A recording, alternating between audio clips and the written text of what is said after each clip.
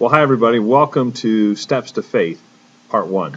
I want to, first of all, just give you an overview of what we're doing and why we're doing this, and then I'll quickly get into the first step. Everybody is on a spiritual journey.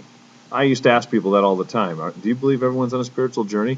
Everybody said yes. I mean, it's without a doubt the most common posture and opinion in American culture, that we're all spiritual beings in some way. Even atheists believe that, by the way. They might not believe in God, but they'll say we're all spiritual in some sense. And we're therefore on a journey, a spiritual journey.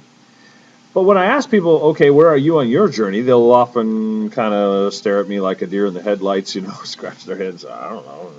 And that is a tough question to answer. Where are you in your spiritual journey? Well, I guess it depends on two things. One, where I'm going. Where does the journey lead? Where am I headed? Do I even know? And then secondly, based on that, then, where am I in the process? There was a book written years ago called "If You Don't Know Where You're Going, You'll Probably End Up Somewhere Else," and that's true. I think the goal is to be spiritually mature, to arrive at the sort of the apex of our destiny spiritually, to be actualized. I won't say self-actualized, but actualized in the Maslow's theory sort of sense, to find the pinnacle of maturity and spiritual development, to be all that we can be in a spiritual sense. But really, that entails knowing God. And in order to know God, you've got to know whether or not there is one and what he's like. So these steps to faith are 5 stepping stones across a river that lead from where man is standing on his own to where God is. And I want to walk you through each one, but I'm going to tell you quickly what they are. They are choices that we make. A choice, first of all, to believe in God with a brain or God without a brain. And there really are only 2 choices. Stay with me if you doubt that, because a lot of people do this. Oh, no, you don't have to believe in God at all. Trust me, science, atheists believe in God. It's a question of whether or not he has a brain. That's the only question. Well, we'll talk about that. Second question, second stepping stone across the river is God that speaks or God that's mute. Either he can't or won't speak. God who speaks and a God who doesn't speak. That's the second decision. You've got to decide whether you're going to believe that or pursue an answer to that question. Third, you've got to evaluate the Bible versus Babel. And I'll explain why I say it that strongly. The Bible versus Babel. Is the Bible reliable or is it not? If it is, it's a guide. If it's not, then you need to find a bunch of other sources perhaps, or at least another source of some kind to look to take your next step. Fourth, Jesus. Is he the way is he just a wacko? Jesus, the way or a wacko? You say, wait a minute, no, there's got to be another alternative with all these. Trust me, as you watch the videos, as you think it through with me, you'll recognize there isn't another way. Jesus is either the way or he's not the way. And if he's not the way, he's nuts or worse. Last question, number 5, is following or feeling? And we'll talk about that when we get there much more in depth. So for today, I want to focus on that first stepping stone, and that's it. And we'll take a break. You can watch the rest of them later at some other point if you want. But I want you to really think about these things because they're critical to this whole spiritual journey that we've been discussing. So, first choice is, do you believe in God with a brain or God without a brain? Why do I say that? Well, let's take the most atheistic cosmology. The cosmology is the science of the studies of the origin of the universe and, by extension, life in the universe, specifically life on this planet, but elsewhere too, for that matter. And consider the most non-religious view, which is often what we would call the Big Bang Theory, okay? Or variations thereof, like the accordion theory, which basically says there's a bang and then a compression and then another bang and then another compression, thus the accordion look, all matter and energy compresses into a tiny little pinpoint and then blows up again and expands. And whichever way, however you look at it, everything seems to center around this little pinhead. I call it pinhead God, the little pinpoint of matter and energy, this little dot that exploded to create all things, and has maybe done so repeatedly. I don't know, but regardless, it's that little pinpoint, that little, the head of a pin, like that blew up and created everything.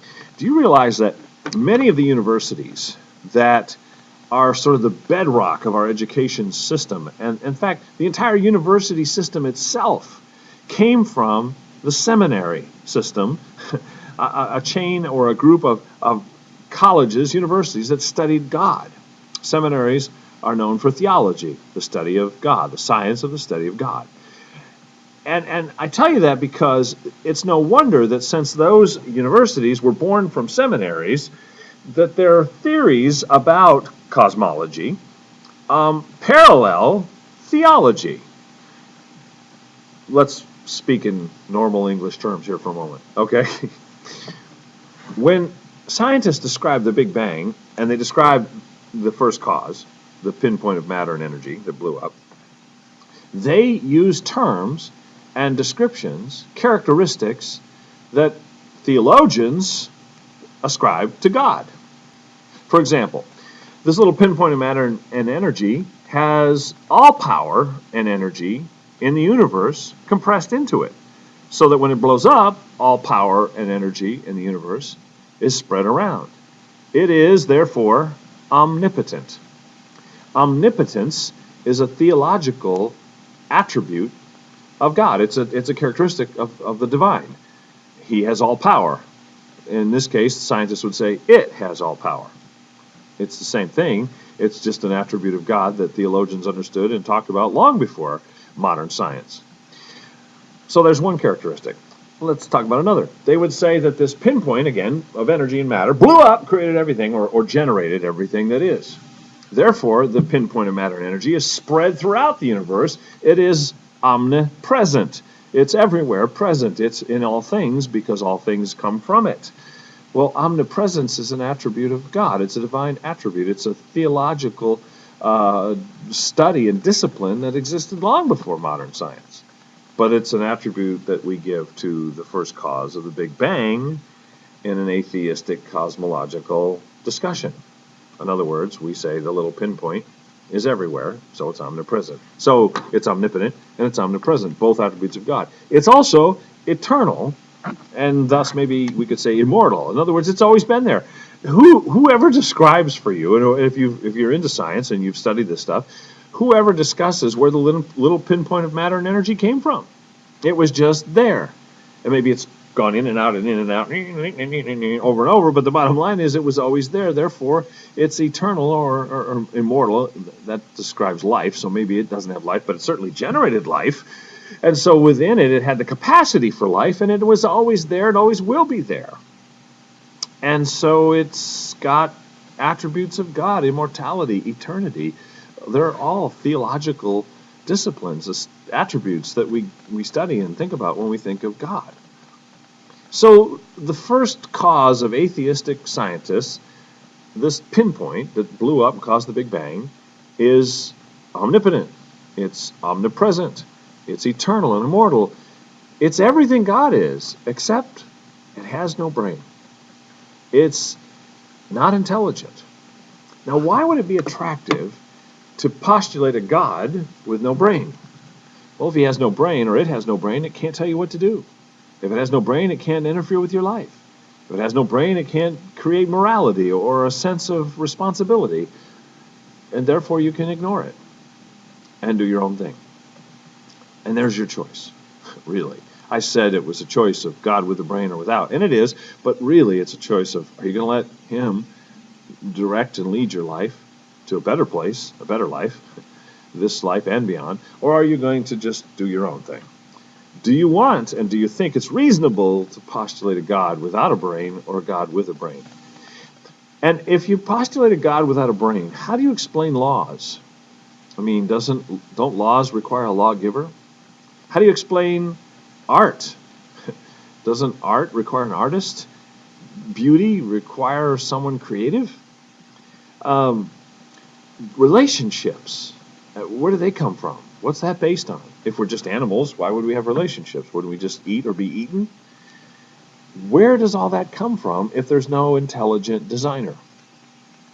I think it's crazy to believe in God without a brain when you look at all the evidence for God with a brain. And that maybe is why 90+% of Americans, America being the most educated planet or nation, I should say, on the planet, 90% of us or more believe in God. We don't maybe agree on what he, she, it, or is like, but we believe there's a God. Of course we do, because God without a brain is ridiculous. But hey, it's your choice. It's my choice. We can choose to believe in one or the other, but there is no third alternative. If you decide you want to believe in God with a brain, or you think you do, then let's take the next step, and we'll do that in the next video. If you don't, there's no point watching the next video because it's irrelevant to you. But I would really strongly suggest you reconsider your position based on the evidence all around you. In Romans 1, it says that God's divine attributes, creativity, power, justice, etc., are all around us in the creation. And Paul, the apostle who wrote the letter, goes so far as to say that men are without excuse based on the evidence in creation, in the universe.